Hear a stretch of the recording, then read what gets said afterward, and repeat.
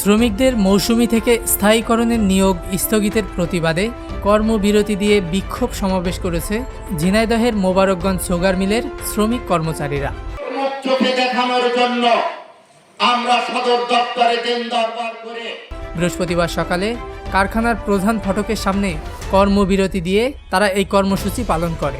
এতে শ্রমিক কর্মচারী ইউনিয়নের সভাপতি গোলাম রসুল, সাধারণ সম্পাদক শরীফুল ইসলাম, সহ সম্পাদক সাইদুর রহমান পিকু সহ অন্যান্যরা বক্তব্য রাখেন।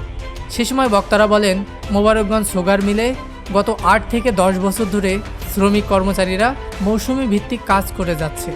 অভিজ্ঞ এই শ্রমিকদের স্থায়ীকরণের জন্য বুধবার নিয়োগ পরীক্ষা অনুষ্ঠিত হয়। অদৃশ্য কোনো কারণে বুধবার বিকেলে সেই নিয়োগ স্থগিতের আদেশ দেন শিল্প মন্ত্রণালয়। এতে অর্ধশত শ্রমিকের নিয়োগ স্থগিত করা হয়েছে। ঈদুল আজহার আগে এই স্থগিতাদেশ প্রত্যাহার না করা হলে কঠোর কর্মসূচির হুঁশিয়ারি দেন বক্তারা। ডেস্ক নিউজ, দৈনিক রানার।